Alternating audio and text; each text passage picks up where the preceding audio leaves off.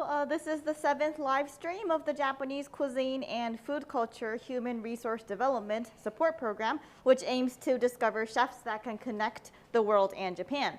The lecturer for today is Mr. Hirotoshi Ogawa, who is the Goodwill Ambassador for Spreading Japanese Food and Director and Authorized Lecturer at the All Japan Sushi Association International Sushi Skill Institute. So please, Ogawa-san. はい、皆さん、こんばんはの人もいれば、こんにちはの方もいますね。小川と申します。よろしくお願いいたします。Hello, I think it's for some of you it's a hello, some of you it's a good evening. So hello to all of you. My name is Ogawa. Thank you so much for today.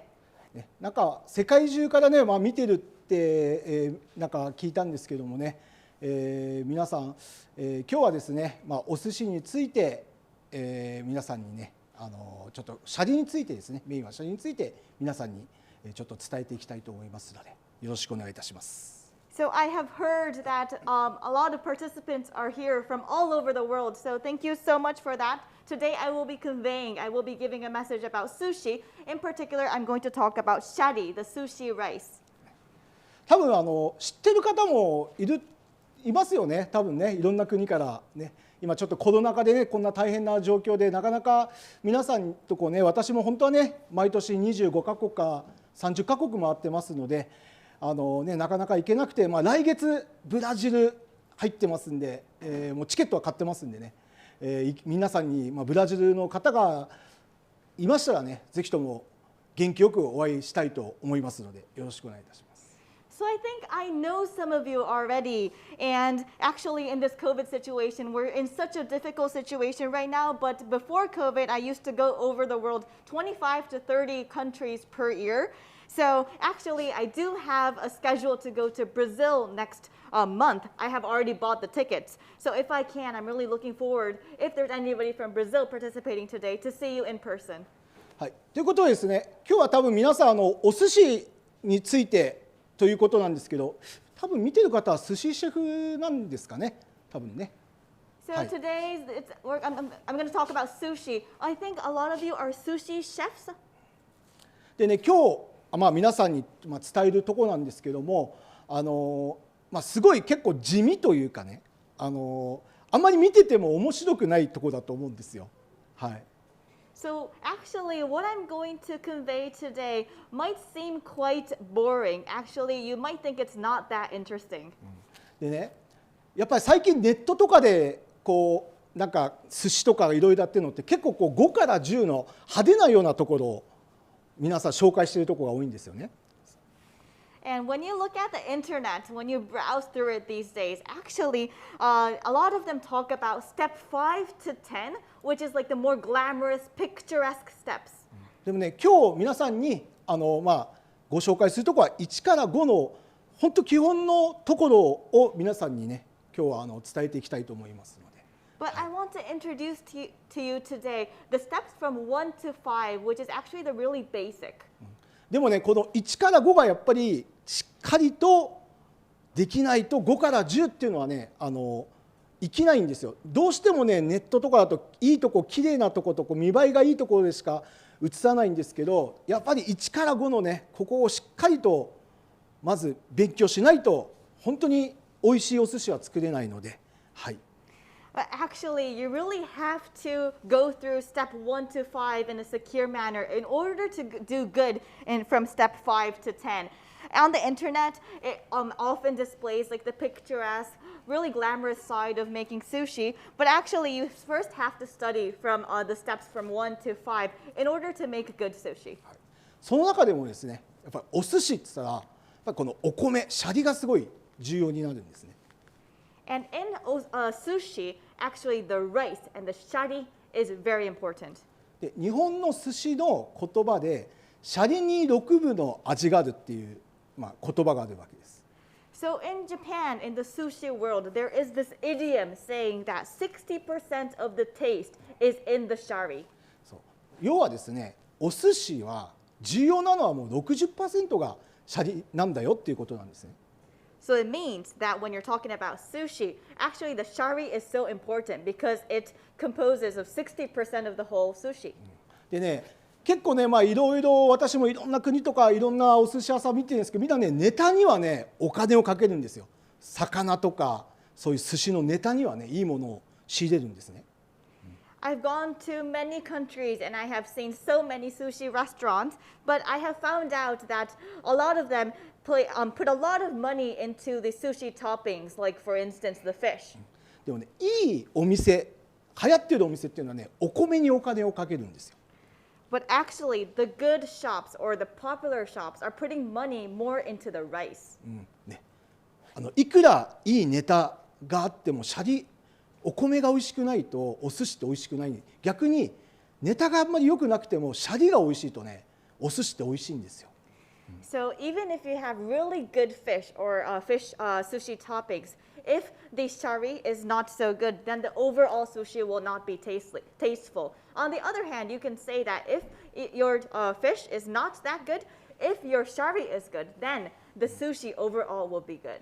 ということですね、今日はね、その大事なシャリについて今から皆さんにね、私のシャリの合わせ方というのはちょっと私の独断で今日はレシピをご紹介したいと思います。So that's why today I'm going to introduce you about shari, and I'm going to give a lecture on how to make shari in my own way. This is my own unique recipe that I'm going to give you. あとはね、研ぎ方ですね。これすごい重要になります。And also I'm going to introduce about how to wash rice, which is extremely important. 結構ね、みんなねこうやってね、こうやってってこうやってなんかシャカシャカ海外とかで適当に洗ってるんですけど、本当これすごい重要なので、そこをね皆さんにご紹介します。はい。So a lot of people overseas, I've seen that they don't put so much emphasis on washing the rice, but actually it's an extremely important step.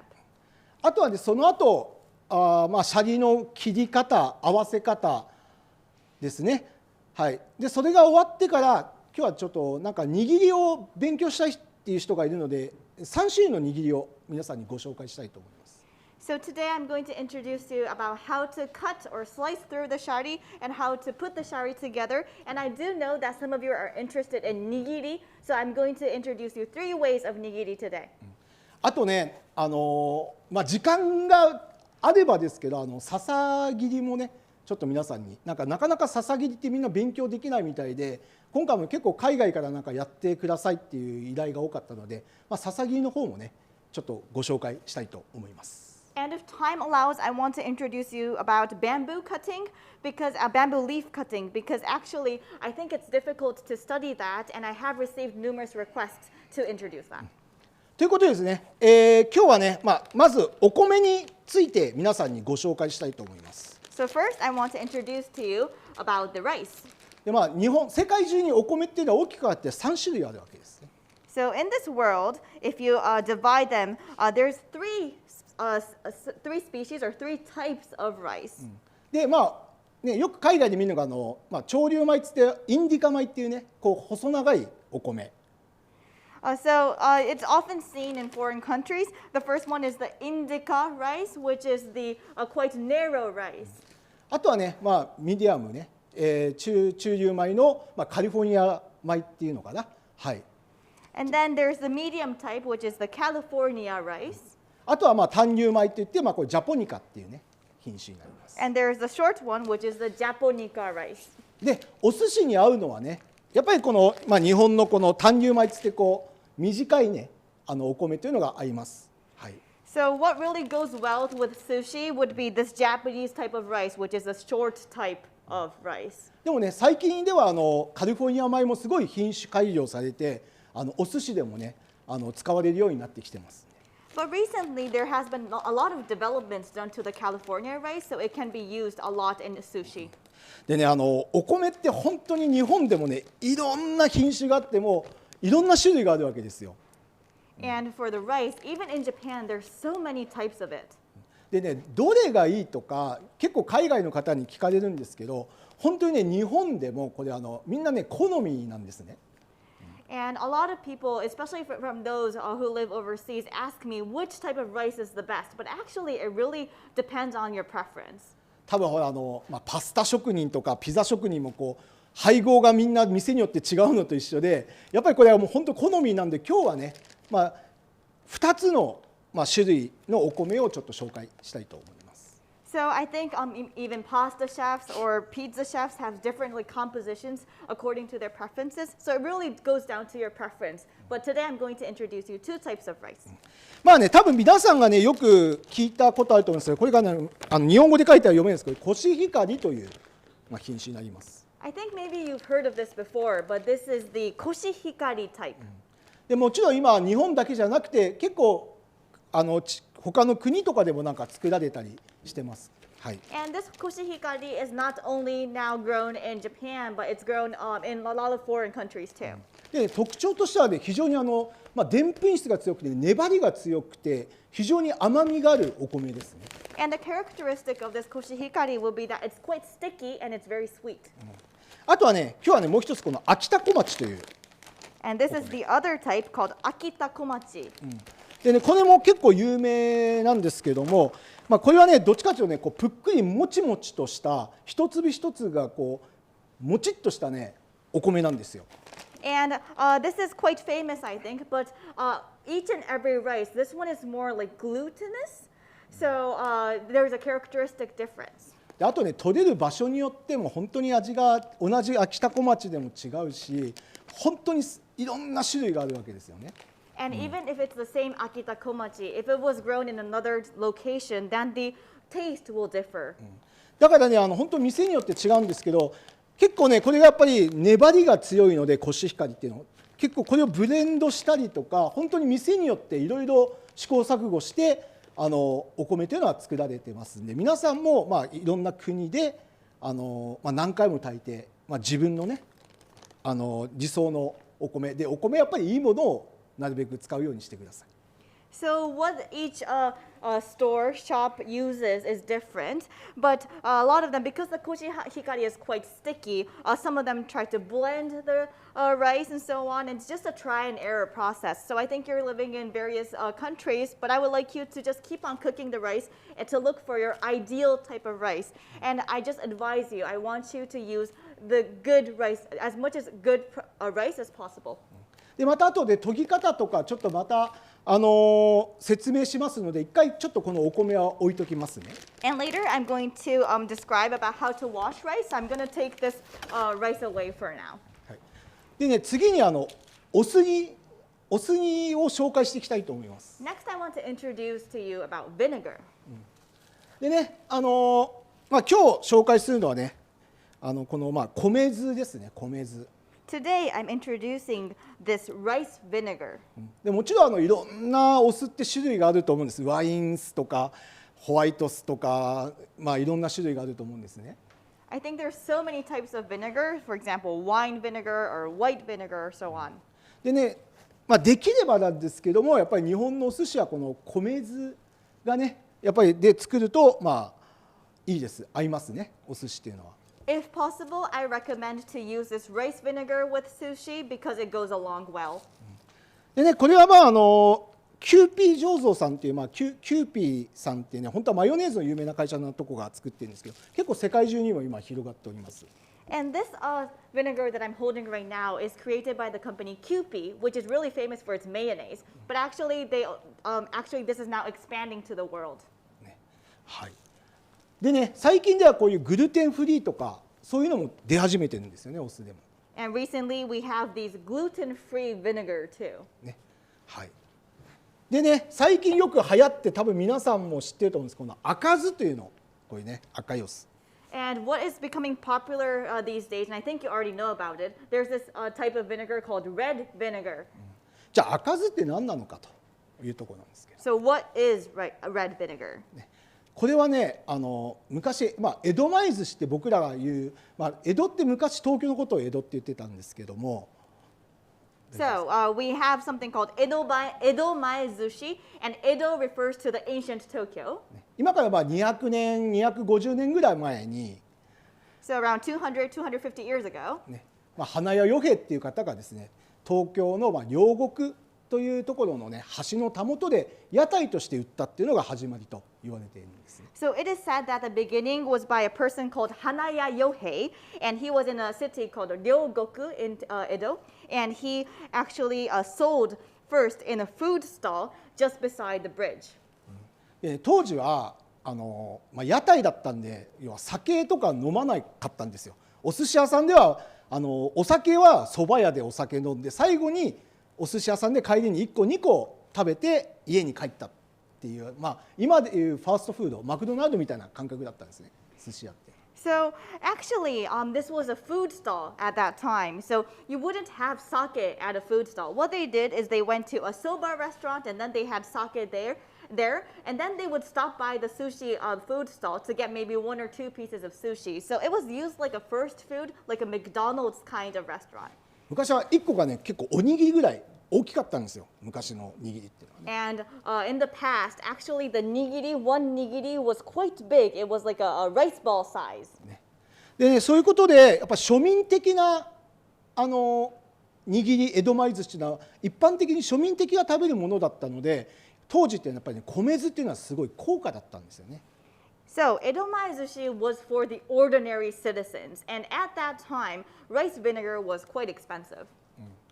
でね、そしたらなかなかやっぱりお米の酢で買えなくて、じゃあどうしたかっていうと、これなんですけど、これね、酒かすで作ったお酢になるんですよ。So it was difficult for them to purchase the rice vinegar. Therefore, they came to this. This is made from sake leaves. でやっぱり当時は酒かすだったんで手頃にね手に入って、それが江戸前寿司の庶民で、使うようになってからこういう赤酢っていうんですけど、これが使われるようになったんですよね。So at that time, sake leaves was quite easy to acquire. So they used that, and this was used for the ordinary people's food, which was edomai sushi. So that is the origin of this red vinegar. ね、それがなんか今流行りでね、結構赤酢を使ってるお店がどんどん増えて、海外でもね、なんか赤酢の注文なんかがかなり来てるということなんですけど。And I do know that now this red vinegar is becoming quite popular, and there's more stores using akazu, this red vinegar, and the orders from foreign countries is increasing. で今は結構高いんですよ、赤酢はね。昔は安かったんですけど。It's quite expensive now. It used to be cheap in the past, but now it's quite expensive. なんでかというとね、これ発酵するね時間が米酢よりも2倍かかるんですよね。酢に変わる時間っていうのが。And this is because it takes twice the amount of time compared to rice vinegar for fermentation.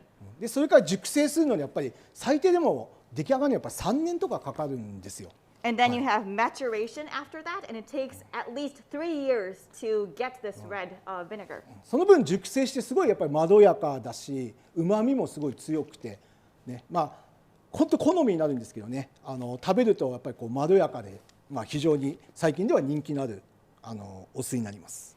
But because it was matured for such a long time, as a result, there is quite a smoothness when you taste it, and also it has a very strong umami component. ね、ただね、今は米酢なんか普通に安く入るんで、もちろん米酢は癖がないんでね、やっぱりどんなネタにも合います。米酢、この普通の米酢はですよね。And of course, these days, rice vinegar, you can get it quite cheap. So, and also, it's the taste of it is quite straightforward, so it goes along with all kinds of sushi. でね、今日はね、シャリ酢の作り方をやっていきたいと思います。And today I want to talk about how to create shari vinegar. でね、これも本当店によって違うんですけど、今日はね、オリジナルということで、参考までに、今日の合わせ酢ご紹介したいと思います。And of course, this recipe differs among the shops, but I just want to let you know my original recipe. Maybe you can just use it as reference. でね、江戸前寿司ってね、昔はね、砂糖使わなかったお店が多かったんですね。For edomai sushi, in the past, there were a lot of stores that did not use sugar. なんでかっていうと、江戸前寿司は握ってパッとお客様に出してすぐ食べるから、そこまで砂糖っていうのは必要なかったんですよ。Because for edomai sushi, it was normal to do the nigiri to make it and then instantly give it to the customer. So there was no need for the sugar. でもね、皆さん最近だと大阪寿司とかバッテラとか箱寿司ってこれ関西の方のお寿司がやっぱり昔っていうのは歴史があるわけですよね。But actually, the sushi with history would be the Osaka sushi or the battera, which is the pressed mackerel sushi, or the hako sushi. でそういうお寿司っていうのは次の日とか時間を経てば経つほど馴染んで美味しくなるわけなんですね。And that kind of sushi has a characteristic where it becomes more tasteful the next day, where there's more time involved. ということはね、皆さんちょっとパンをイメージしてもらいたいんですけども、 So I want you to imagine bread. 例えばフランスパンって砂糖入んないですよね。 For French bread, there is no sugar in it. 時間が経つとやっぱパサパサになっちゃうんですよ。 And when time is there, when there's a duration, it becomes dry. でもほらスポンジケーキとかああいうカステラみたいのって砂糖いっぱい入れればやっぱりずっと時間が経っても柔らかくなるわけですよね。 But on the other hand, if you imagine a sponge cake, because it has a lot of sugar in it, even if you set it for a long time, it still is not dry. ということはですね、その時の用途によってやっぱ砂糖を入れたり入れなかったりっていう、例えば出前の場合だとやっぱり時間が経ってから食べる時はやっぱり砂糖を多くしたりとかした方がいいし、すぐにお客様に食べてもらう時には砂糖を少なくするとか、やっぱりそういうふうに分けてもいいと思うんですけど、基本的には大体店の味でね、一つにまとめてますけどね。So what I wanted to say is that you really should think about your sugar content according to the application. So if it was an order from another person and you're delivering the sushi, it's a demae, then you should use more sugar. On the other hand, if you're just instantly giving the sushi to a customer, then you don't need that much sugar. Actually, the reality is that we have one basic recipe in our shop. でね、今日はね、やっぱり海外ってなかなかお米もねパサパサだったり、あとはやっぱり水がですね硬水とかが多いので、なるべくやっぱ砂糖を多く入れた方がすごい美味しくなるんですよ。私の経験上ですね。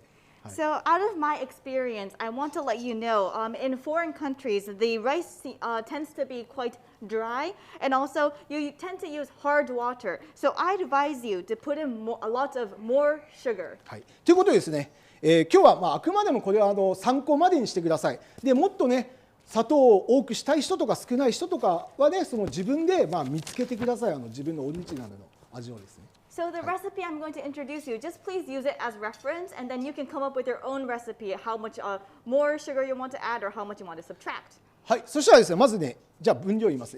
お酢が1リットルに対して。So I'm going to talk about the composition. So for 1 liter of vinegar, できれば米酢がおすすめですけども、なければ穀物酢とか、最悪ホワイト酢とかでも問題ないと思います。海外で手に入らなければね。and I do recommend using rice vinegar, but if you can't get it, then you can use grain vinegar or even white vinegar. はい。お酢が、はい。And after that, for the 1 liter of vinegar, there will be salt 160 grams and sugar 700 grams. はい。で塩も言いました。言いました。はい。ね。じゃあこれを入れて混ぜていきます。 So you put that in and you mix it like this. でね、このままね、混ぜてもいいんですけど、ちょっと火にかけて温めてやっても混ぜやすくなりますので、火にかけてもいいです。 And you can mix it just like this, but you can also put it on the flame to warm the bowl. Maybe it's easier to mix it that way. ただね、絶対沸騰とかはさせないでください。 But don't let it boil. やっぱり酸が飛んでしまう、酸味が飛んでしまったりするので、ある程度温めて溶けたら、そのまま冷まして、で日陰のところにしまっとけば3ヶ月とか全然持ちますので、お店が大きいところはまとめていっぱい作ってもいいと思います。So why? Because if you boil it, the acidity will go away. So just warm it to some extent, and then let it let it just go off the flame, and let it mix. And then even if you put it in the shade, this can last for like 3 months. So if your shop is really big, then you can just make it once for all, and then you can keep it, preserve it. でね、もちろんこれに、店によっては大阪の方だと昆布入れたりとかグルタミン酸、うまみが増したりですとか、あとはみりん入れたりとか蜂蜜入れたりとか、本当に店によってみんな違います。 And this is a basic recipe, but if it was in the Osaka region, they would put in kelp, the kombu, or maybe some people would put in mirin and so on. だからそこはもう皆さんもね、いろいろと試行錯誤して美味しいシャリ酢を作ってみてください。 And also some people put in honey, but you can just do your try and error to make your ideal Shari vinegar. はい。じゃあ質問いいですよ。 So we have a question. Could you repeat the amount of sugar? 砂糖の分量をもう一度言ってくださいということなので、じゃあお願いします。先ほど700gでしたね。はい。Sugar is 700 grams. 結構入りますからね。 So it's quite a lot.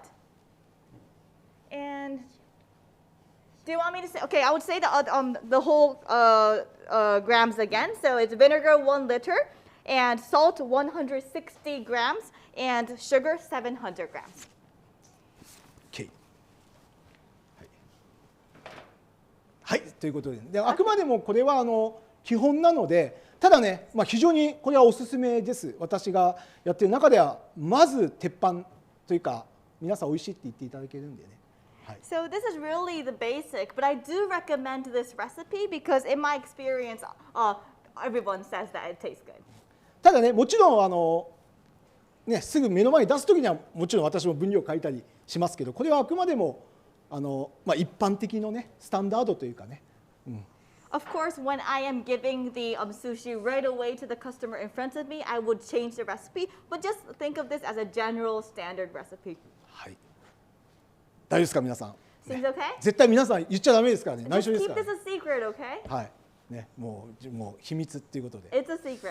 ね、はい。ということで、じゃあ次にね、お米の研ぎ方やっていきたいと思います。So next, I'm going to talk about how to wash rice. でね、これが非常に重要になります。This is extremely important. はい。もうこれちゃんと今日ね、これを見るだけでも皆さん見る甲斐がありますんでね。Just seeing this is quite valuable, I think. はい、でね、今日ねこれお米ねジャポニカのこう使ってますんでね。So I am using the Japonica rice today. はい、今日はこれコシヒカリ。This is the koshihikari. はい。でね、お米にはこれねバクテリア菌、バチルス菌っていうのバクテリア菌とかぬかとか油っていうのは非常についてやっぱり汚れてるんですね。And on the rice, there's bacteria, there is the rice bran, there's oil on it, so it's quite dirty. でね、お寿司のお米っていうのはやっぱりしっかりとねこの周りを研いできれいにしてあげないといけないんですよ。And for sushi rice, you really have to clean the rice, and you have to wash the surroundings. なんでかというとこの後にお酢を混ぜるのでね、はい、だからきれいに取ってあげないときれいにそのお酢の周りにコーティングしてあげるってことがすごい重要になります。Why? Because after this, we are going to mix vinegar to the rice, and it's important that the vinegar is coated around the rice. はい。そしたらですね、じゃあ今からやっていきたいと思います。 So I'm going to start. まずね、用意するもの、 Now, what you have to prepare: お米 rice, で、水をこうやってね、水道水じゃなくて何かに溜めてこう水を用意してください。so for the water, don't just let it flow. Actually, keep it preserved in a bowl.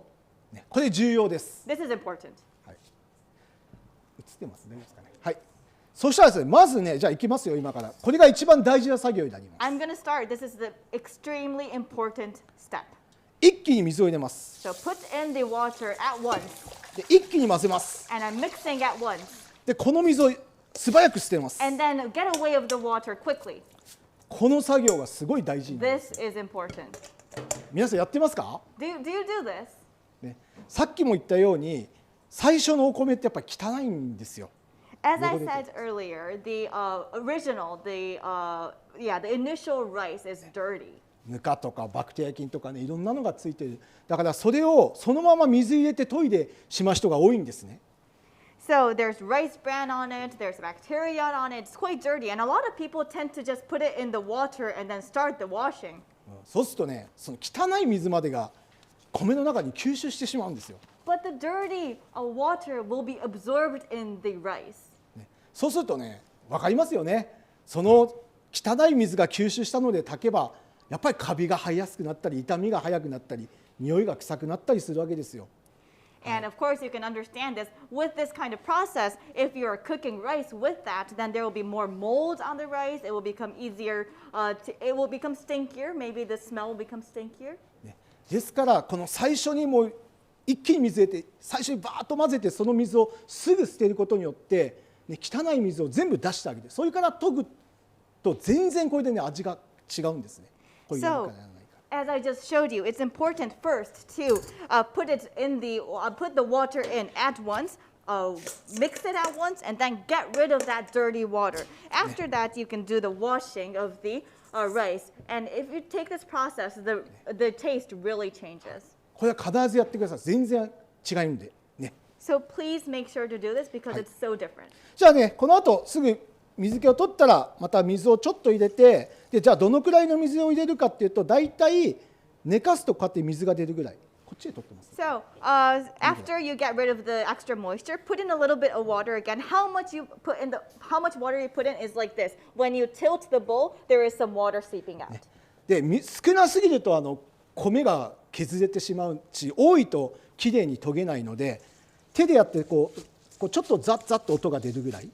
So if the water is too little, too less, then the rice will scrape. And also, if it's too much, it's not good. So this is actually the ideal volume, and this is the sound. Can you hear it? The sound coming out when I am touching and mixing and washing the rice. でね、やっぱりその国によってお米が柔らかかったりすると潰れてしまうので、やっぱりそこは力加減は自分で調節しながらお米が崩れないように研いでいってください。And depending on some countries, you have very soft rice. So if you keep on crushing it, actually, if you put too much power on it, pressure on it, it becomes crushed. So just be careful not to crush it and find your ideal pressure. こう掴んだらちょっとこう前に押してあげる感じですか。And once you grasp it, you can push it forward a little bit like this. 音がザッザッってこうなるようなね。So you can hear the sound, right? The za za sound. はい、で大体2分やったら1回水を変えます。Do that for 2 minutes, and then I'm going to replace the water.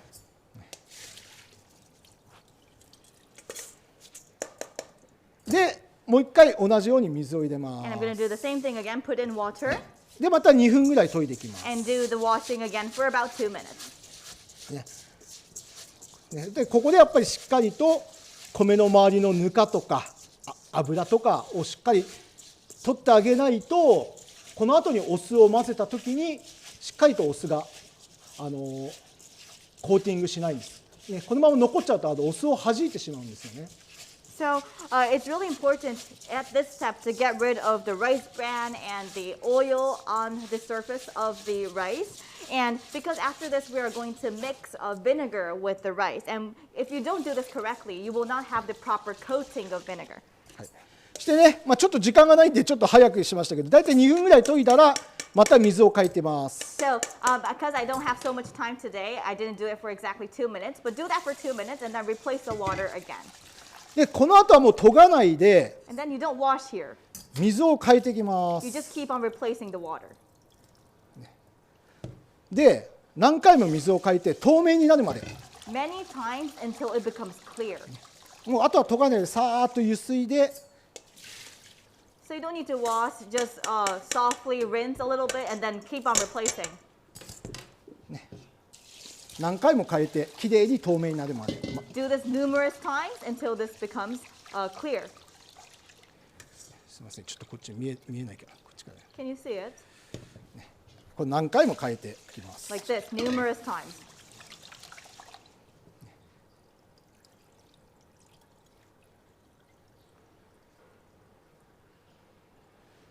はい、で今日はちょっとね、時間があれなんで、でもね、これだけでもだいぶこう透明になりましたね、こうやってね。 Today time is limited, so I couldn't do all the processes. But even with this process, you can see that it became quite clear, right? ね、こういうふうに透明になるまで、これは白く濁ってたらダメですけど。 So it can't be white. It has to be clear. でね、やっぱり海外のお米って非常になかなかこう硬かったりするので、このままね、前の日に研いどいてこうやって水につけてから炊くともっと炊き上がりが良くなったりします。きれいに炊けたりします。 And because the foreign overseas rice tends to be quite hard, I recommend that on the day before you do this washing and then you soak it in the water for a whole day. After that, when you cook the rice, it becomes better. ね、日本でもね、やっぱりこうやってやってちょっとこのままざるにあげてね、1時間2時間置くことによって米の中に水分が入ることによって炊いた時にですね、一粒一粒がふんわりと炊き上がるようになります。And even in Japan, it's recommended to use this strainer and keep the rice in the strainer for 1 to 2 hours. By doing that, the moisture is absorbed into the rice. And once you cook the rice, every grain becomes quite soft.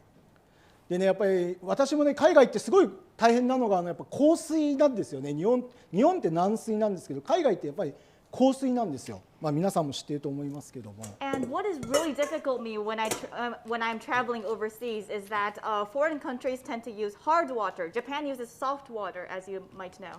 でね、このまま炊くとね、結構ボロボロになったり握れなかったりっていうすごいね大変な皆さん思いをされていると思います。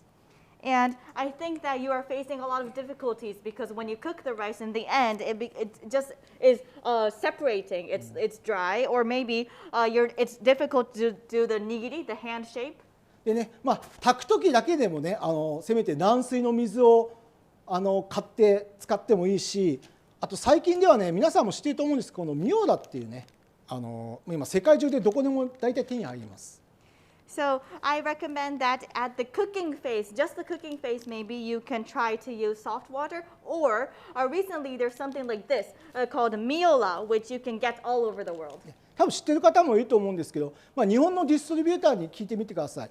でこれを入れることによってね、でんぷん質をアルファ化して炊き上がりがすごいきれいに炊けるんで、もしねこういうの今海外でも結構使ってる方が多いので、もし興味ある方はねちょっと海外でのディストリビューターに問い合わせてみてください。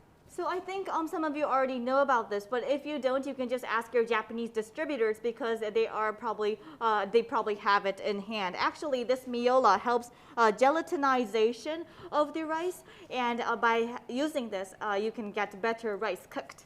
はい、じゃあ質問いきましょうか。So there seems to be a question. Hi, so I'm going to read it out loud. First of all, is there one specific type of sugar that works best for Shari? お米って炊けてます？あ、もうはい、1問目、シャリに一番合うような砂糖の種類っていうのは何かあるんですか？日本だとやっぱり上白糖って言ってね、今ちょっと見せますね。Let me show you. We have something that we use in Japan. あれ？これどっかあったかな？上白糖。これ多分海外だとなかなか売ってないんですけど。So I don't think it's easy to find this outside of Japan, but そうこういうなんていうんですかね、ちょっと見えるかな、ちょっとこっちに出します。こういうやつ上白糖っていう。So it's castor sugar, and this is it. ただね、海外だとなかなかこのお砂糖がないんで、グラニュー糖でいいです。But I do understand that it's difficult to get this castor sugar in overseas, so you can just use granulated sugar. ね、グラニュー糖だとちょっと甘みが弱いんで、まあ、それは本当ちょっと調節して多く入れたり調節してみてください。でもあればね、こういう上白糖のこういうお砂糖がある方がいいと思います。So if you use granulated sugar, I do know that the sweetness is a little weak, so maybe you can adjust the amount that you are using. I do recommend using this castor sugar though, if you can have it. あとは本当店によって違うんですけど、水飴入れたり蜂蜜入れたりっていうところもあるので。So this really depends on the shop, but there are shops that use syrup or even honey. はい、あとは。And the second question, I am a big fan of your great YouTube channel. I noticed in your YouTube video that Shari vinegar uses less sugar and more salt. Could you tell us about that? はい、私YouTube チャンネルの小川様の YouTube チャンネルのビッグファンでして、ありがとうございます。YouTube のビデオを拝見していると、このシャリーズを作られるときには、砂糖の量をそこまで多くしなくって、塩を多くされているのを拝見したことがあるんですけれども、それについてもう少しお聞かせいただけますか？はい、ごめんなさい、YouTube チャンネルであり一般向けに作ってる部分があるんで、ちょっとそこがプロと違うところであるのは、ちょっとそこはご了承ください。So there's one thing that I want you to understand. Actually, my YouTube channel is targeting the general audience, so I'm not targeting the professionals like you. ただね、今すごいいい質問で、海外の人たちって結構ね、砂糖と酢しか使わなかったりするんですよ。But that's a really good question because a lot of people overseas tend to use only sugar and vinegar. そうするとですね、なかなかね、やっぱりね、塩ってすごい大事で、砂糖を引き立てるにはやっぱり塩を入れないといけないんですね。So, but actually, I want to say that salt is very important. To get the good aspects of sugar out, you need to add salt. まあ、日本とかだとこうスイカとか甘いものに塩をかけると甘みが増すっていうのと一緒で、やっぱり塩と砂糖のその兼ね合いで、やっぱり塩をやっぱり入れることによってそのシャリが甘みが増すんで、そこはまあちょっと塩を多く入れるっていうのも実際あるし、本当に店によって違いますんで。So in Japan, when we eat watermelons, we tend to put salt on it to get more sweetness of the watermelon. And it's very similar to that. It's a balance between the sugar and the salt. But by adding salt, you can get more sweetness out. So in some cases, we adjust like that. But really, this differs between each shop. でちょっとね、今先にシャリだけ合わせます。So I'm just gonna do the get the Shari together right now. でね、皆さんやっぱり国によってガスで炊いたり電気で炊いたりしてる国があります。And it really depends on the country, but you are cooking rice with gas or electricity. でね、もちろん今こういう電気だとちゃんともうなんかベストな時間で炊けたりとか、もうハイテクでね、そういうのあるときはまあそのままでいいんですけども。And of course, using electricity, this is like high technology, so you will be able to cook your rice at the best timing. こういう釜とかあとガスでやった場合っていうのはですね、合わす時間っていうのもすごい大事になるんですね。But if you're using the earthen pot or the gas to cook your rice, then this time to piece this together is very important. で、ガスがバンって上がってからだいたいその後蒸すんですね。蒸して時間を置いて15分から20分の間に合わせるっていうのがすごい重要になってきます。So once there's the gas coming up like that, and then after that you will be going through the steaming process. You will be doing that for 15 to 20 minutes. Then is the timing to put this together. で絶対やっちゃいけないのが、忙しくなっちゃってお米がそのままずっと時間経って1時間とか経った後にそのお米がある程度冷めてから合わせてる、これ絶対やらないでください。But what you really have to avoid is that even if you're busy, maybe you might forget this. You might forget that the rice has been cooked, and maybe you'll go back to that in 1 hour or so. Then the rice is already very quite cold, and then you start the piecing together. That's not good. Avoid that. でね、ここはすごいこれ本当大事なんですけども、やっぱりね、お米が時間経つとお米ってこうスポンジみたいにふやけてしまうんですね。でそれにお酢を合わせてもお酢が中に入ってしまうと味がぼやけてしまうし、一粒一粒で抗菌できなくなるんですよ。And what is important is that when on time there is a long time or long duration, the rice becomes like a sponge. So as a result, the taste, even if you put vinegar, it will become very vague. And also, ごめんなさい、味が不明確になってしまうのと、抗菌性がなくなってしまう。And also, you will lose the antibacterial property. で大事なのはさっきも言ったけど、熱いうちにお米の周りにお酢をコーティングすることによってお米一粒一粒が抗菌性だって味もしっかりする。だからあれって冷ますために風当ててんじゃなくて、熱いうちに混ぜたのを風当てることによってペンキとかと一緒ですよね。塗ったやつを風当ててきれいにコーティングさせてあげるっていう重要な役割があるわけです。So what is important that while the rice is hot, you will be coating vinegar on the rice. So this will, by doing the coating of the vinegar, you will have the antibacterial property. Also, you will have the clear taste. And so you see them fanning, right? You see a lot of people fanning after this. But this is not to cool down the rice. The fanning is done so that there is a clear coating around each rice grain.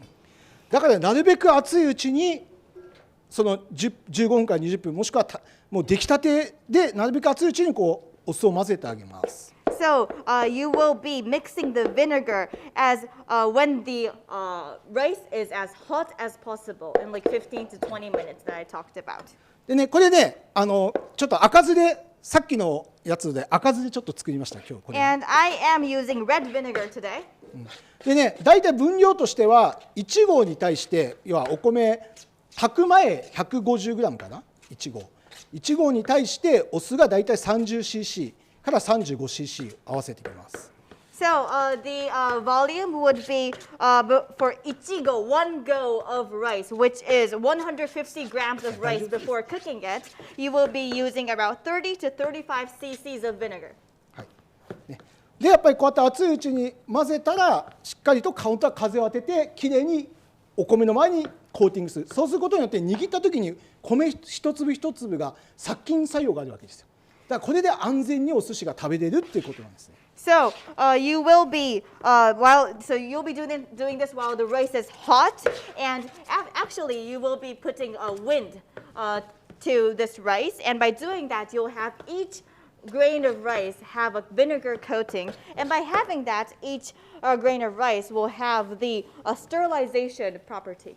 じゃあ質問いきましょうか。So I think we have a question. So could you explain a bit more about the water? How long do we need to leave the water for before we can use it to wash the rice? はい、お水について聞きたいんですけれども、時間で先ほど研ぐそのお水をボウルに入れられてたと思うんですけれども、その実際に研ぐのに使う前にどれぐらいそれを置いとくべきなんでしょうか。これ本当米によって違うんですよ。だから海外の米ってね結構硬くて天日干しであればその分硬くなると中に水分がなかったり、あとはその日本だと9月10月に新しい新米が入ったりするときは水分が多いけど、時間が小米っつって1年後2年後のやつだとやっぱり中に水分がないときは多く水を含むし、炊いてみないとわからないんですね、残念ながら。So the answer would be that it would differ by rice. Actually, overseas rice tends to be harder, and there is not much moisture in the rice. Whereas in Japan, if it were September or October, then this new rice will be coming out into the market. So that would contain more moisture inside. But if then that becomes komai, or the ancient rice, which there's a duration of 1 to 2 years after that, then there is not much water content, so you really have to adjust per which rice you're using. はい、塩に関してなんですけれども、ご推奨されるブランドはありますか？ミネラルが多い方がいいんでしょうか？少ない方がいいんでしょうか？やっぱりミネラルが多いと溶けない可能性もあるんですよ。So regarding your question, in regards to salt, which brand is recommended? One with lots of minerals or less? So if you use salt with a lot of minerals, there is a possibility that it won't dissolve. ただ大事なのはやっぱり海の塩、海水ね。But what's important is to use the sea salt. でそんなにいい塩じゃなくてもう大丈夫です。ね、そこまでもちろんこだわるにはいいことですけども、海水の塩であればね。いいと思います。でその中であとやっぱ甘みがある塩って本当にもう塩もいろんなのあるんですけども、それはもう自分で個人でね、ただ日本だと博多の塩とかね結構手軽に入って結構美味しいんでね、そういうのが海外でも博多の塩ぐらいってあるのかな。So you don't really have to go for the expensive types of salt, and it's really good to explore, of course. But if you use sea salt, there's no problem. And in Japan, we have a brand called Hakata no Shio. Maybe you can get it in your country too. So that's 今日使ってるの博多の塩ね。Today I'm using Hakata no Shio. はいね、はい。ということで、あと質問って大丈夫ですか？ And there's more questions. There's 4 more questions. あと4つ質問が入ってまして。どうします？質問に答えるか、先に進めるかどっちがいいのかな。Or maybe we can collect your questions at once, and then maybe we can answer at once. So we'll do that. We will keep having your questions, and then we will consolidate them and then answer afterwards. はい。じゃあね、ちょっと時間あるんでせっかくなんでちょっと握りやりましょうね。So I いいですか？ have time, so I am going to do the nigiri. ね、ちょっと時間がねあるんですいません。So I'll try it out. で、日本には寿司ね今日紹介するのは大きく分けて3つの握り方があります。So I am going to introduce to you 3 kinds of nigiri today. でね、やっぱり最近ね昔のお寿司ってロールがすごいメインだったんです、海外でこうロールやってソース文化でね。でも最近日本のやっぱり握りがどんどんこう生魚を食べるお客様が増えて、日本の伝統的なお寿司がポピュラーになってきました。So in the past, when you went overseas from Japan, you would see that the main sushi would be the rolls with the sauce on it. But recently, it's changing. Now, a lot of people do eat more raw fish, and this traditional type of nigiri from Japan is becoming popular. ということでね、やっぱりどうしてもね、握り方を教えてくださいっていう依頼がすごい今私も来てるんですね、海外で。That's why I'm receiving a lot of requests from overseas people to let them know how to do the nigiri. はい。でね、今日はね、3つ握り方をちょっと紹介したいと思います。So I'll introduce to you today 3 types of nigiri methods. 縦返しという握り方と、The first one is tate gaeshi. あとは固定返しと握り方。The second one is kote gaeshi. あとは本手返しという握り方で And す the ね。 third one is honte gaeshi. この3種類やっていきたいと思います。 So I'll do these 3 types today. で、じゃあ今ちょっと3つとりあえず見せますんで、 So I'm just going to show you first. まず縦返しという握り方で So す。 this is the tate gaeshi method. どっちで取りますか？こっちでいいかな。こっちで、はい。縦返しというのはここまでもちろんシャリを置いたら So you place the shari like this, こう返してあげるね。 and then you flip it over like this, こう返してあげる。 like that. はい。で、時計回りに回してこの親指をしっかりとここを入れてあげるのがすごい重要。ここ And then you turn it around clockwise, and then it's important to have your thumb like that. ね、しっかりとこう握ったらこの小指でこの横を締めてギュッて押さない。ここで握りってね、これが握りなんですよ。日 So 本語 this で。 is the nigiri. だからそれを親指で押すんじゃなくて、蓋を軽くこう上がったのを包んでこう上で押さえてあげる。柔らかく握ってあげ So る。 you don't press hard with your thumb, okay? You just do it softly, like you're placing a lid on it. もう一回いきますよ。 I'm going to do it again. ここで柔らかくピンポン玉のように柔らかく握って、 So just think of this as a table tennis ball. Just hold it softly. で日本はこうね、わさびを必ずつけます。わさびも殺菌作用があるので、魚につけることによって魚のバクテリア菌も殺してくれる働きがあります、ね。In Japan, we always put this wasabi on the fish. And why is that? Because the wasabi has the sterilization effect. So I put it on the rice to get rid of the bacteria. で乗せたらここでね、もし時間ができるんだったらここでちょっと親指でこう空気を入れてあげるといいです。 And then if you have the time, put in a little bit of air with your thumb like this. でこう返してあげる、ね。 And then flip it over. であとは柔らかく柔 And らかく。 softly, softly. それで中にこう食べた時に口の中にこうスプレッドで、ね、広がるような握り方。 Like you have to do this nigiri. Like when somebody eats this, it's going to spread in their mouth. ね、これが縦返しですね。 That was tate gaeshi. 次は固定返しという握り。 Next is kote gaeshi. これも一緒。ここまでは一緒。 So it's the same thing until here. そしたら今度はこっちに返してあげ And then you flip it over like this now. る、ね。であとは一緒です、 And then the rest is the same. ね。しっかりとこの親指を入れてあげる、 So put in your thumb like that. ね。もう一回いきます。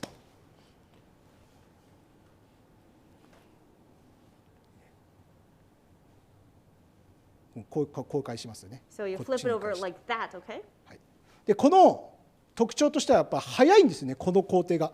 縦返しだとこう返してから握るからすごい時間がかかる。だけど固定返しはこのままこっちに返すだけだからやっぱ早く握れるっていうメリットがあります。 So the characteristic of kote gaeshi is that you can flip it over quite quickly compared to the tate gaeshi, because tate gaeshi you had to flip it over like that, whereas the kote gaeshi is like that. So it's in a different direction.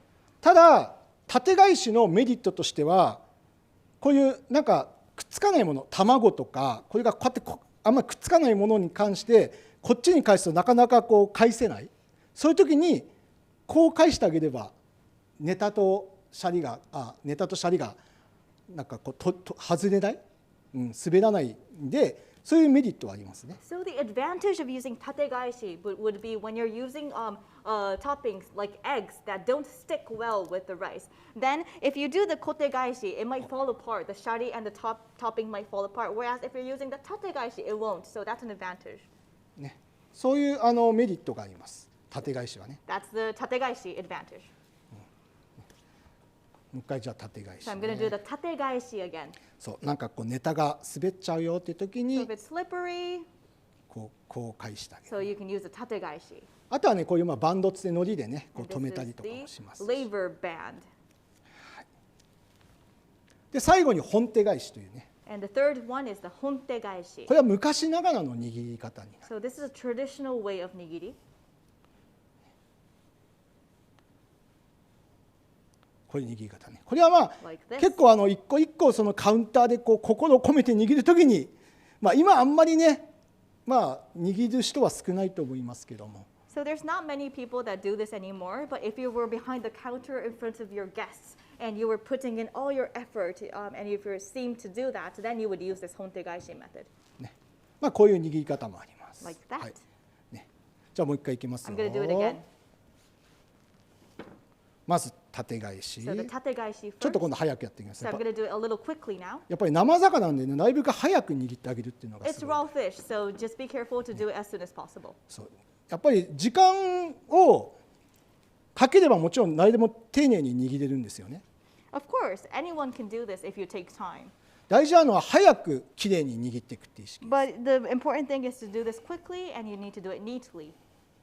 ね、これは縦返しですね That。was the 縦返し.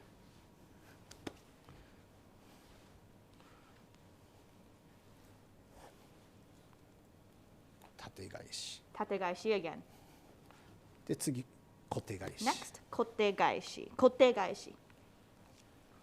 小手返しね。こう握るわけですね。 Like that. で握ったらね、直接お皿に盛らないんですね。 And once you do the nigiri, you don't directly place it on the plate. でこうやって置くことによってまな板の上にシャリが乗ることによってまな板もこれ抗菌ができるんですよ。シャリ一粒一粒がね抗菌なんで。 By putting this on the cooking board, you have the shari really touching the cutting board. So it has this antibacterial effect. だから日本では必ずこうやってねまな板に一回握ったものを置きます。 So in Japan, you always put the nigiri on the cutting board. あとはねこのやっぱり手酢ですね。これ手酢って言います。 And we call this tezu. で手酢っていうのはこれお酢と水を1対1で割ったものになるんですね。 And this is vinegar and water with a ratio of 1 to 1. で海外は水でやってる人が多いんですけど、これ本当に危ないんですね。 And a lot of people overseas tend to use only water for this, but this is dangerous. でなんでかというと水ってバクテリア菌を好むんですよ。Why? Because the water actually likes or prefers the bacteria. でこれって要は米が手にくっつくから水をつけてるわけじゃなくて、やっぱり一個一個このお酢には非常にpHつってね 2.5 から 4.5 非常に殺菌作用があるわけです。これを日本の場合は素手で一個一個こうやって手につけてでばらして抗菌しながらお寿司を握ってるわけなんです。 So we're using this tezu or the finger vinegar not because the rice sticks to my hands. I'm not using it for that. I'm actually using it because the vinegar has the pH value of 2.5 to 4.5. So it has a sterilization effect. And every time I'm putting my fingers in there, clasping it and then getting out again to do the sterilization. だから海外だとみんな手袋を国によっては必ずつけてお寿司を握るって言うんですけど、結局手袋ってそもそも自分を守るためにつけるんですよ、手袋ってね。 And I see that some people overseas use gloves when they are making sushi, but actually gloves are for protecting yourself. グローブつけてればほら魚臭くないとか、あと米がくっつかないから手洗わないでってずっと汚い手で手袋つけてやってしまうと、これ最近手袋の食中毒が非常に海外で増えてきてるんですよ。 And actually, when you're using gloves, because you don't have the sticky rice to you, you tend not to wash your hands as often. And then in the end, you will have bacteria on your gloves, which is causing the food poisoning a lot overseas these days. だから自分のために使う手袋というのは危険なんで、やっぱり手袋をつけながらでも必ずこう手酢をつけながら一個一個握るためにこう抗菌しながらお寿司を握っていくともっともっと安全になると思うので、皆さんもそこはちょっと気をつけて、なるべく手酢を必ず使ってお寿司を握るようにしてください。So just using the glove to protect yourself would be dangerous. So I do recommend every time that you are even using a glove to use this tizu, this finger vinegar, so that you can have the antibacterial effect. 本手返しですね。That's hontegaishi. あくまでも参考に覚えておいてくださいね。またビデオとか見ながらちょっと勉強してとか練習してみてください。Just please remember this as reference. You can go through videos and so on to study.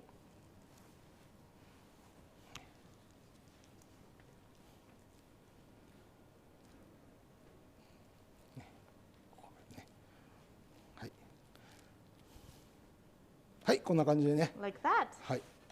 で、ちょっとごめんなさい。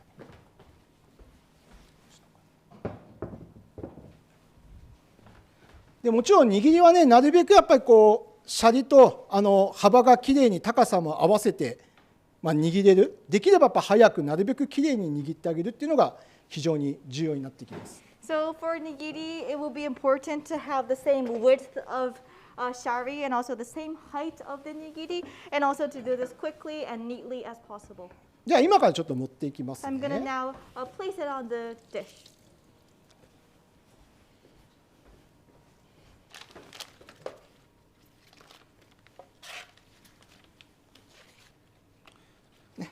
ちょっとこれ笹をちょっと引きましょう。These are bamboo leaves. 後で笹切りはちょっとやっていきます。 And I'm going to talk about bamboo leaf cutting afterwards.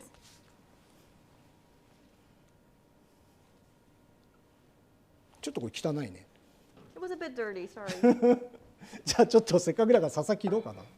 So I'm going to introduce this sasagiri, which is the bamboo leaf cutting from now on. でね、笹には引き笹とか飾り、関所とかいろんなそのものに用途によって切り方が変えます。So for the bamboo leaves, according to each application, the cutting technique differs. For example, there is the hikizasa cutting, the kazami, and the sekisho cutting, for example.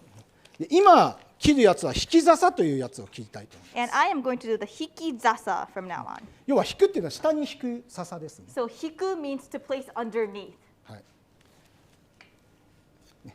皆さん海外でもねこういう小さいなんていうんですかナイフっていうんですかね。I think you have these small knives overseas too. で日本では小出刃っていうねこういう片刃でこういう小さい出刃があるので、はい、これで切っていきます。 So this is the koteba, which is a small deba knife, single ground that we have in Japan. でね持ち方はねこれ絶対皆さん気をつけてください。鉛筆みたいな持ち方必ずこういうふうに持ってください。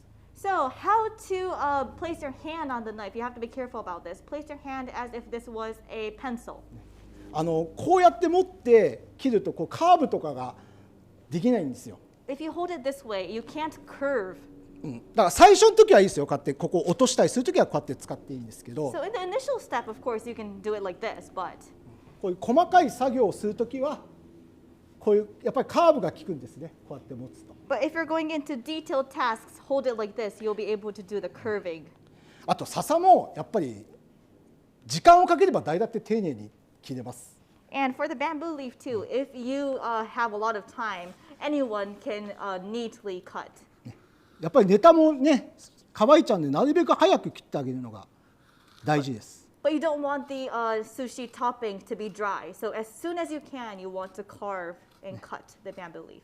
はい、今から私が切るのは1分ちょっとで切ります。 So I'm going to do this in a minute or so. 10秒経過。 That was 10 seconds, 多分ね。 probably. ねやっぱり時間かけりゃね、それは誰だって切れますから。 Anyone can do this if you take time. で最近ねやっぱり私ぐらいになるとやっぱり年取るとね老眼で見えなくなっているんですよね。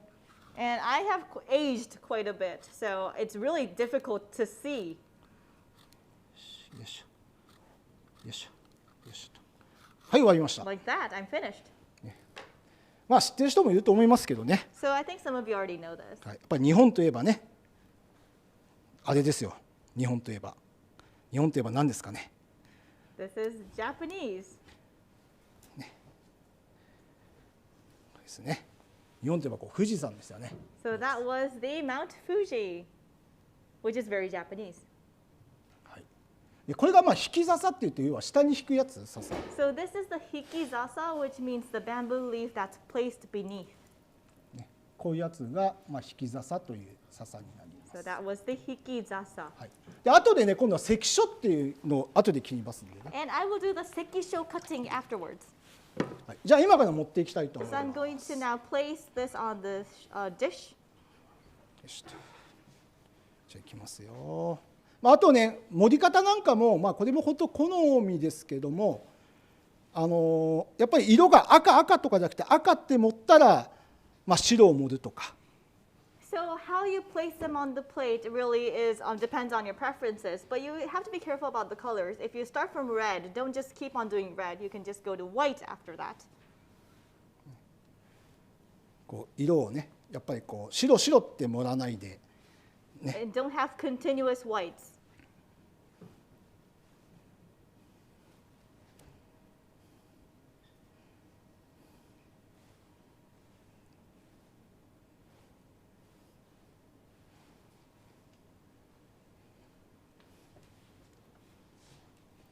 やっぱりこう高さとか長さとかを正確に盛るとやっぱりこう綺麗に見えます。見栄えもね。シャリの大きさとかもやっぱり大きさ切った長さとかが全部まばら、あとシャリの入れるその分量もまばらになってしまうとどうしても見栄えとかも悪くなりますんで。So if you cut, you have the same height and you have the same length of the sushi, and also you have the same volume of shari in each sushi, then it becomes very picturesque. It becomes very a good image. However, if you have different volumes of shari in each sushi or different lengths of toppings on each sushi, then it doesn't look good.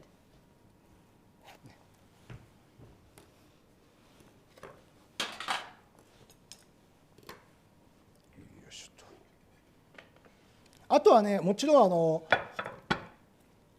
そのネタによってねこうレモンとかスダチとかそういうものを入れるとやっぱりこう美味しさが増したりするんで。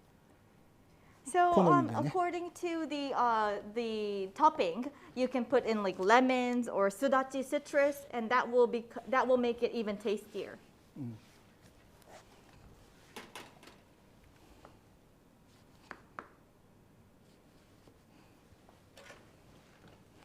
今もしあったらちょっとやってる途中質問とか。 So maybe we can go to some questions.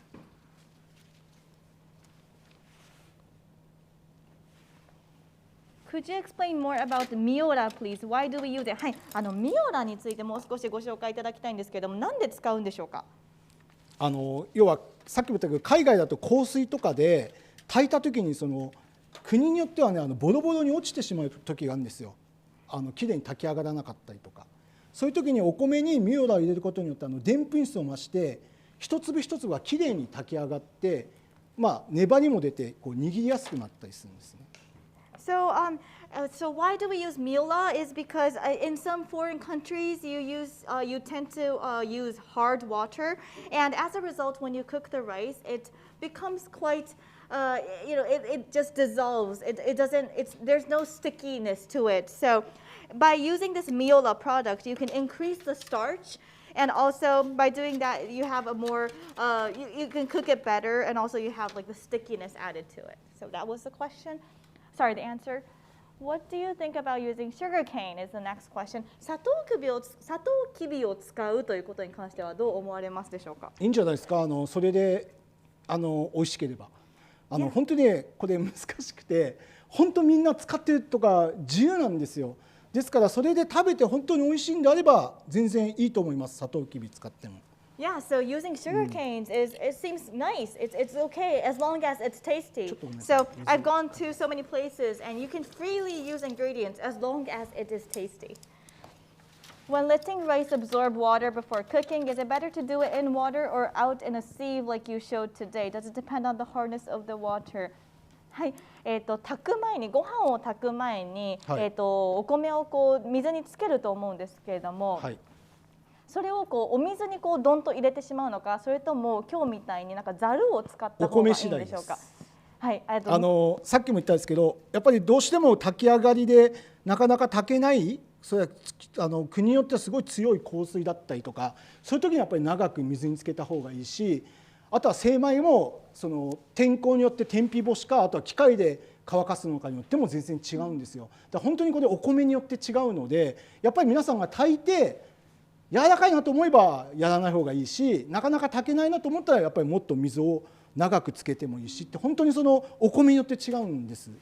So this really depends on what type of rice that you are using. So if you're using like really hard water, then maybe you will have to soak it in the water for a longer time.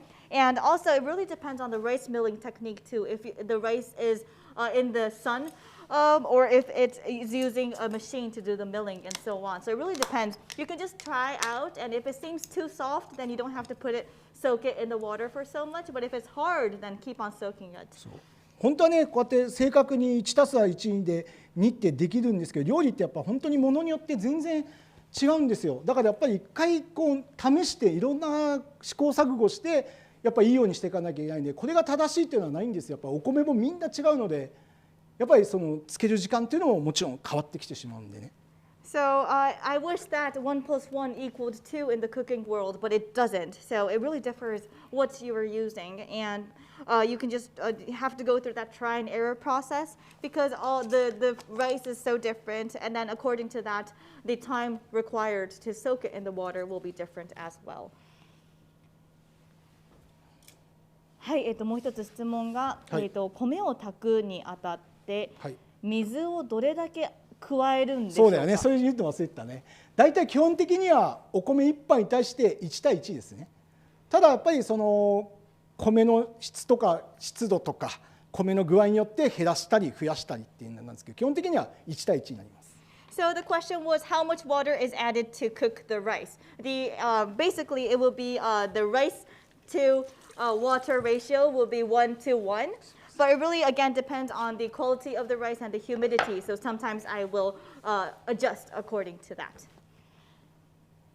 Okay, the next question. What do you think about separating or removing the outer part of the rice before adding soup? はい、米にお酢を加える前に、米の一番、外部の外層、一番外側の部分を分離させるもしくは除去することに関してはどう思われますでしょうか。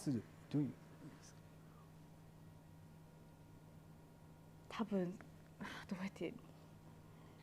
Michael-san, we're trying to refer to your question. What do you think about separating, removing the outer part of the rice before adding the vinegar? So actually, we're not really understanding what you meant by separating, removing. Can you also put in a clarification in the chat box? Sorry. すいません。ちょっと明確化してほしいというふうに言いました。さあ次も大丈夫ですか？はい、どうぞ。So the next question, you mentioned letting the rice sit for 15-20 minutes after it's completed cooking. If our rice cooker has a keep warm function, should we let that happen or turn it off? 米を炊き終わった後15分から20分は寝かせてもいいというふうにおっしゃってたと思うんですけれども、もし炊飯器に保温の機能があったとしたら、だからそれさっき説明したようにもう炊き上がったやつは電気とかでもできたやつはすぐ切っていいし、ガスの場合は上がってからだいたい15分から20分蒸らしてっていうところ。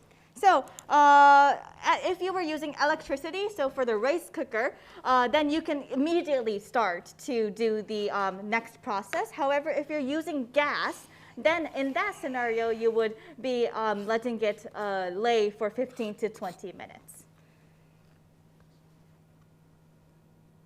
The part of the rice touching the pot in the cooking process. The part of the rice touching the pot in the cooking process. ごめんなさい、全くわからないので次の質問に行っても大丈夫ですかね。Can you describe? Okay, the next question. Can you describe the specific hand movement and 本手返し？すみません、よろしければ本手返しの、手の動きを詳細に知りたいんですけれどもという質問が来ております。じゃあ今やります。Let me do that right now. はい。でも後でこれって見れるんですよね、何回か。And I think you can see this on the archive. 今やりますけど、ね。I'm going to do it right now, but you can go back again. はい。ね、もちろんカウンターとかでね、最近やっぱり本手返しというのはすごい丁寧な握り方なんで、じゃあやりましょうかね。 So you can hontegaishi is used when you're on the side of the counter and there's a customer on the other side because it looks like you're doing very thorough movements. So I'm going to do it right now, じゃあゆっくりいきますよ。 very slowly. まずここまで一緒ですよね。 So this is the same. つってるかな、大丈夫ですかね。 I hope you see it. ここがいいかな。 Okay, like that. わさびつけたらシ Wasabi ャリ on. 置きます。 Shari is placed. したらもちろんちょっと上をねつまんであげる。 So you can pinch the upper part a little. でそのままこうね。 And like that. したらこれを返してこの2本の上に乗せてあげる。 And then you flip it over these two fingers. はい、そしたらこの手をこっちから And from this side, こうね。 like that. でこう持っていく。 And then you flip it again like that. あとはこのまま固定返しと一 And 緒 then you do the kotegaishi the same way. で握っていく。 And then you do the final nigiri. こういう感じ。もう一回いきましょうか。 I'm going to do it again.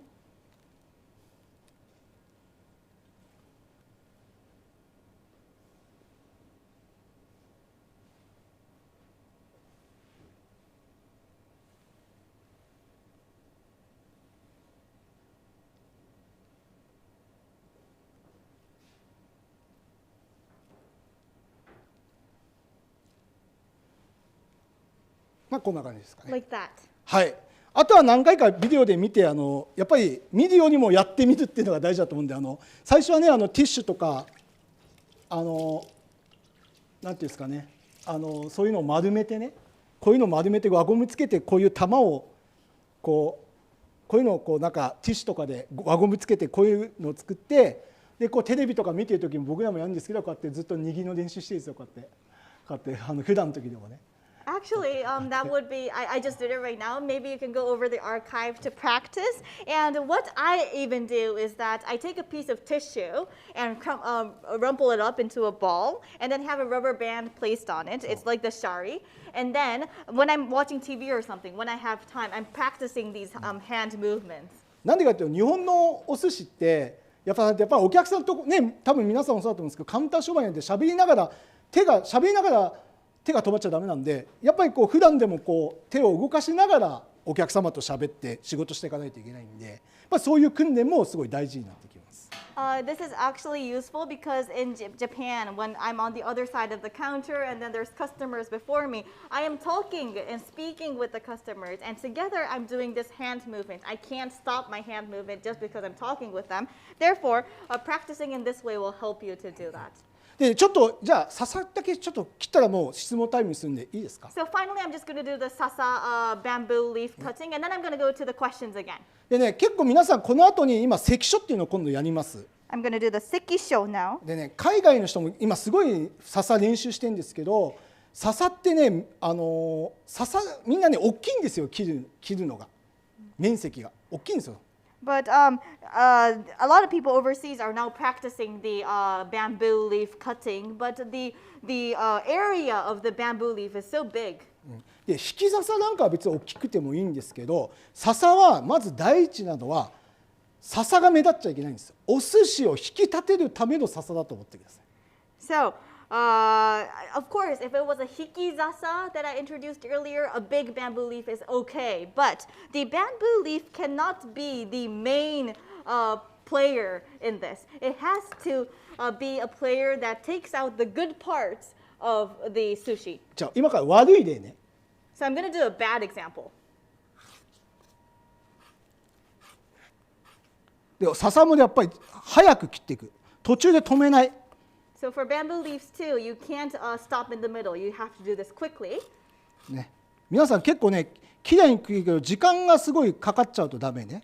And I know a lot of you can do this neatly, but it's not good to take so much time. でこれ悪い例。 So this is a bad example. 例えばみんなね結構このくらいでかいのよこうやって切ってね。 So this is just an example, but a lot of you have these big bamboo leaves. じゃあこれをこうやっておいたらこれ笹しか見えないでしょか。 So if we place it like this, we can only see the bamboo leaf, right?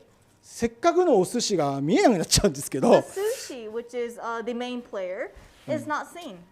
これじゃダメなんだよね。 This is not good. ね買ってあって買ってあったって結構こうやってみんな大きくやるけど、笹は目立つんじゃないんです。So you tend to do it like this, but the bamboo leaf is not the protagonist. ね、じゃあ今からそれを踏まえて切っていきますね。So based on that, I'm going to do a good example. 簡単に言えば寿司を引き立てるような大きさと切り方。So simply saying, this is the size and the way of cutting that brings up the good aspects of the sushi.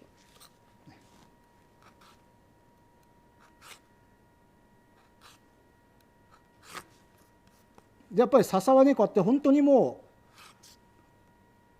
う途中で止めないでスッて切っていくね。So don't stop in the middle when you're cutting, just go through. そうしないと綺麗なカーブが描けないんですよ。If you stop, you're not going to have a neat curve.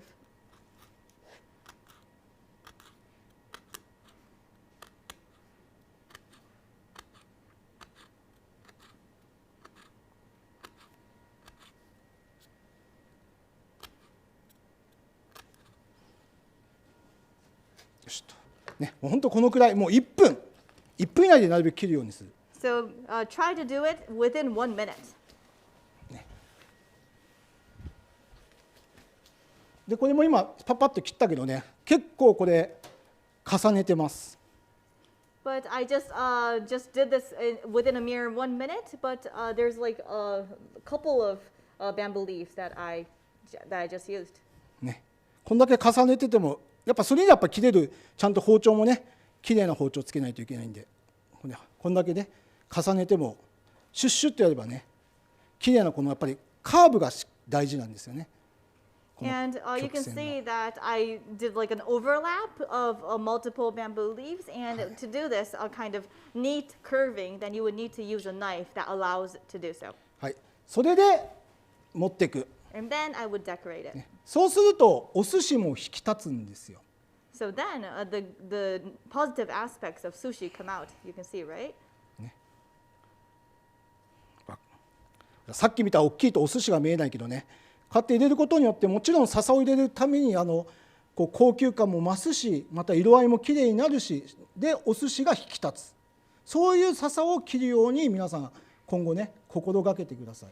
So when the bamboo leaf was too big, you couldn't see the sushi. However, if you do it this way, then it's quite glamorous, and also it adds a really nice color to the dish, and also it brings about the positive aspects of the sushi. ね、こっちかな。こっちから取りますか。So I'm trying to show you.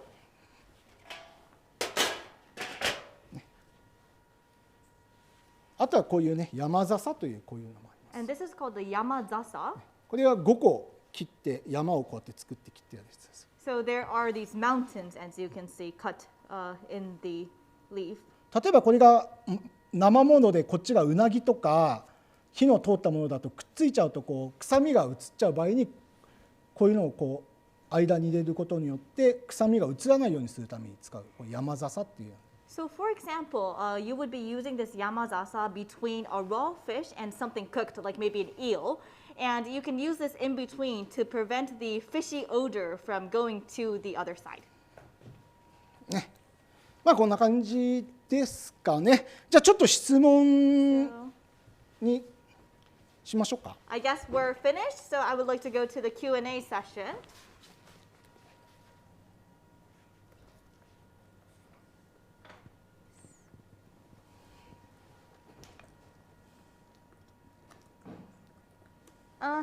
先ほど質問が上がっていた米のこの外側をこう除去するまた分離することに対してのまた追加で質問があるんですけれども、はい、多くの料理人が私が拝見したところによると、この寿司酢と、ミックスをする前に米のこの皮の部分だけを取り除いているというのを見たことがあるんですけれども、それはどう思われますか？皮の部分って玄米ってことかな。そこまで書いてないんですが、精米ってことかな。A bit harder than inferior。そこまで書いてないんですよね。ごめんなさい。なんかその皮があると、その炊いた後に硬くなってしまう。もみかな。玄米ってことですかね。Maybe you're talking about like the rice husk. Am I right? There was a Michael-san, Mikael-san, Mikael Celebage-san. Sorry if I'm pronouncing that incorrectly. Are you talking about the rice husk to get away of the rice husk? 店によってはそのままもみのまま仕入れて、うちのお店も前あったんですけど、その日によって削り量を変えるんですよ。そのもみをね。要はお米の削り具合で、今日はちょっと湿度が高いなとか気温が低いなっていうことによって削り具合を変えるっていうのは研ぐ前の段階かな。それってもみの時かな。精米っていう意味なのかな。So if you're talking about the rice husk, I think you're talking about before doing the washing of the rice. But anyways, let me answer to that. Some stores, actually me too, in the past had the rice with the rice husks come into my store. And each day I would adjust how much of it I would scrape off according to like the humidity or the temperature. So it really depends, and it depends on your preference. はい、次なんですけれども、Can you please describe the flow of neta or the correct sequence served during a sushi course meal? お寿司のコースだとして、そのネタの順番の正しい順番っていうのは提供する順番ありますか？私だったら最初に中トロとかトロ出します。1個目。Regarding the order of the neta, if it were me, I would put the chutoro or the toro, which is chutoro or toro, first. That would be my sequence. 一般的にはね、みんなね、味の薄いものからって言うんですけど、最初はね、白身とかから入って、光り物入って、貝類入って、で赤身とかからだんだん中トロとかで最後うなぎとかアナゴとかね、濃いものっていうけど、本当にバラバラで、僕はですよ、一番最初にもし出すとしたら中トロ。なんでかっていうと、じゃあそこまであれですね。So a lot of people tend to say that the sequence of the sushi would be first from like the thin taste, and then you should go to the thick taste afterwards. So for example, that sequence would be starting from the white fish, and then going to maybe the scallops and so on, and then the red flesh, and then chutoro after that, and then the eel after that. But I would start from the chutoro. なんでかというと、やっぱり中トロって結構うまみがあって、やっぱり人気あるネタの一つなんですよ。And why is because this chutoro has a lot of umami into it, and it's very popular. みんな最初に来た時にお腹空かしてるじゃないですか。その時にやっぱお腹空いた時に最初に食べるお寿司って一番インパクトが強いんですよ。美味しく感じるんですよね。でだんだんお腹空腹につれて感動ってなくなっていくんですよ。だから一番最初に強いインパクトを与えると、やっぱりそれが頭の中に強く残るんですよね。だから一番最初にやっぱり油のあったちょっといいものを出すと、食べてうわ美味しいってなったら、もうその後はずっと美味しく感じるんですよ、ね。だからそれは本当店とお客様とのやっぱりそこの駆け引きじゃないですけど、ただ基本的には薄いとこからっていうけど、やっぱりそのためにガリがあるわけだし、そのためにお茶があるわけだから、基本的にはやっぱり自由だと思います。はい、これは私の意見ですけどね。So, everyone that comes into your restaurant would be hungry at first, right? So, it's whatever you have at your first bite when you're hungry leaves the most impact and is the most tasteful, I think.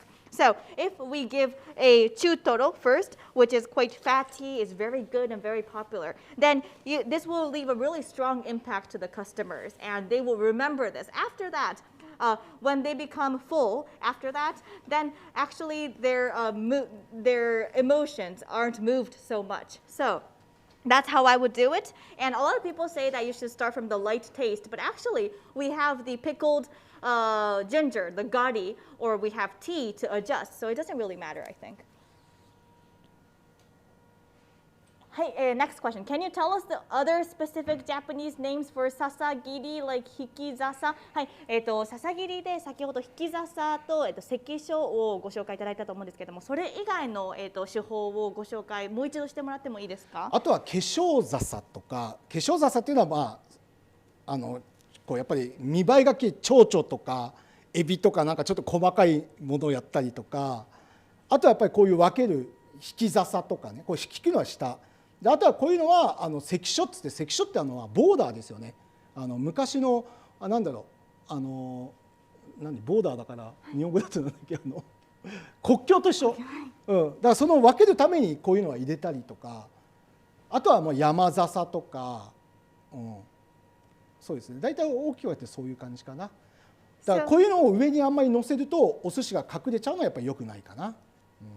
So I introduced the hikizasa and also the sekisho. Actually, the sekisho means border in Japanese. So it's like a border between the two sushis. And also there's something called the yamazasa, which I already introduced. And also there is something called the keshozasa. Kesho means makeup in Japanese. So keshozasa would be those decorative bamboo leaves, like the butterfly or the prawn or something like that. You just have to be careful that you don't need, if you put it over the neta, then it covers, it hides the sushi, right? You have to be careful that you don't do that. So another question on plating. Do we need to consider the order of the pieces according to the texture of the fish and seafood, or is the order purely by chef's preference and color? 先ほども少しご紹介いただいたと思うんですけれども、この盛り方、お皿に乗せ方なんですけれども、先ほど色で気をつけた方がいいということがあったんですが、あとはそれぞれのネタのこの食感っていうのも考えられているんでしょうか？もちろんそういうのも、でも基本的にはやっぱりね、まずね、なんで左に流してるかっていったら、日本人って結構右利きが多いんですよ。だから左に流すことによって取りやすいんですよね。これが左利きの人だと取りづらいわけですよ。だからもしお客様が左利きって分かんなかったら逆に持ってあげたり、そこは本当に臨機応変。でも基本的に日本っていうのは8割からね9割近くがもう右利きなんで、こっちに流して食べやすいようにしているというのがまず一つ。So yes, I am considering about the color and also sometimes like the texture of the food when placing the sushi on the plate. But also I have to say that you can see that these are diagonally placed in this way, right? Actually, this is because 80 to 90% of the population in Japan is right-handed. So it will be easy for them to get the sushi from the plate if it were placed like this. If you know that the customer is left-handed, you can place it in the other direction. あとはね、やっぱり普通に食べたらもちろん手前から食べる人もいるけど、私はやっぱり一番中トロとか魚系の美味しそうなやつをなるべく見えるところに置いてる。左上ってやっぱり目立つんですよ。だからここに中トロを私は乗せたんですけど、そこは本当にお客様の自由で、基本的にやっぱり魚を上に持って、やっぱり魚と貝って合わせると臭みがついたりするので、貝は貝とか魚介類は下にして、魚は魚で合わせたりとか。それは本当に食によって違うと思うんですけど、なるべく魚は魚で合わせた方が食べた時にあんまり匂いがついたりしないんで。And of course, this really differs among the chefs, but I think that the left top side is leaves a lot of impact for the audience. So that's why I have placed the chutoro, which is like the very tasty fish that I think, on the left hand top side. Whereas one other thing I want to say is that you can do this, but if you mix the shellfish with the fish, then sometimes the scent is overlapping with each other. So, and it passes through. So I put the fish in one lane, and then in a separate lane I put the shellfish. いいですかね、まだそんな、いやいいですけど。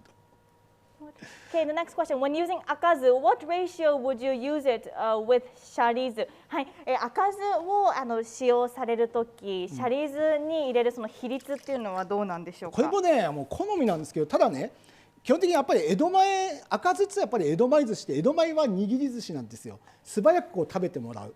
だからどっちかっていうと、店によってですけど、お米がね甘みがあって美味しいんであれば砂糖必要ないと思うんですよ。塩とお米の甘みとお酢だけでもいいと思うし、本当これ好みだと思います。はい。だから江戸米っていうのは本当にすぐ食べる、握りたてをすぐ食べるから、別に砂糖がなくてもさっきも説明したんですけどいいわけですよね。でそれもちょっと比率っていうのは本当に店によって違うんで、自分で食べてみた方がいいと思いますね。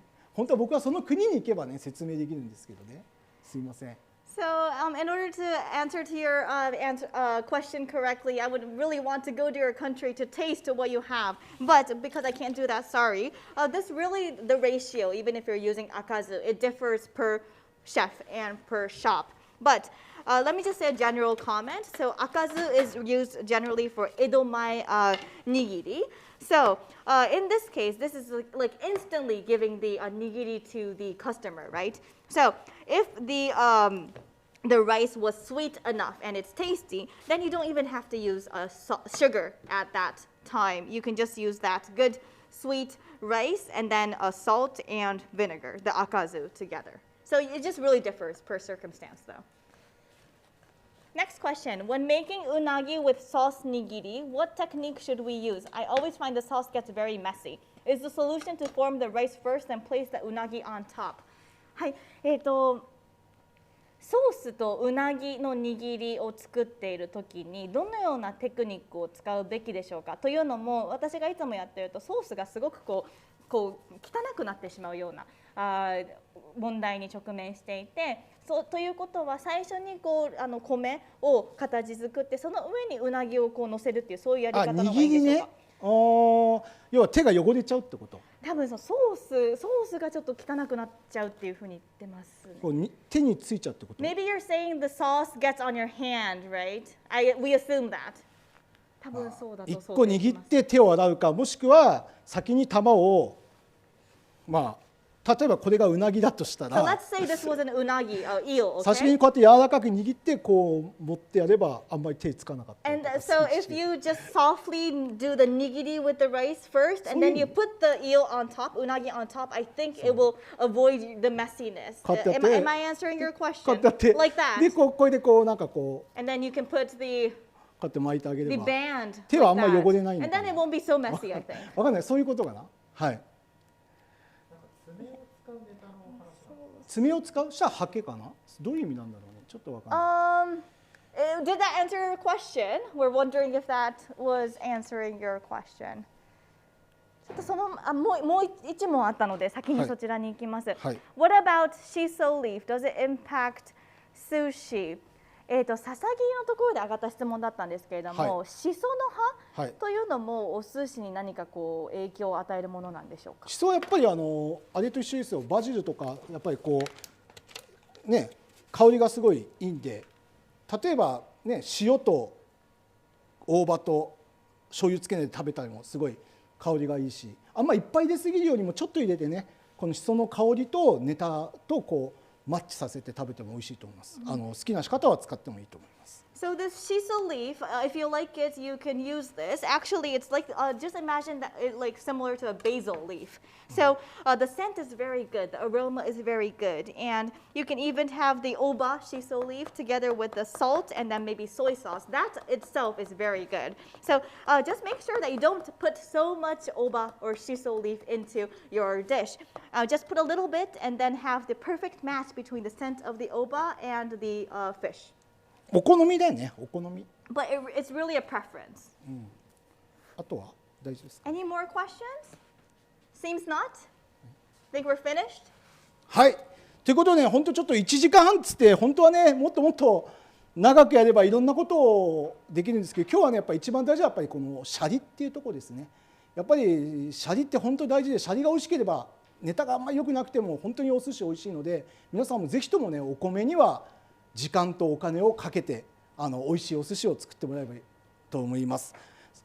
So thank you so much for today. Because this time it was only 19 minutes, I was able to cover just a bit, and if I had more time, I will be explaining so much more things. But today I introduced the shari, which is like the most important thing in sushi. So even if you don't have so much good fish or neta in your place, if you have good shari, you're going to have good sushi. So I hope that you can put in a lot of effort and time and money into your rice.Thank you so much for today. それでまたコロナが落ち着いたら僕も年間あちこちいろんな国に行きますので、その時また皆さんとお会いできるのを楽しみにしてますんで、皆さんも体には十分気をつけてですね、会える日を楽しみにしています。本当にどうもありがとうございました。And when the COVID situation gets better, like pre-COVID, I'm going to travel all around the world, and I am looking forward to seeing you in person. So just please take care of your health, and I'm looking forward to seeing you in person someday.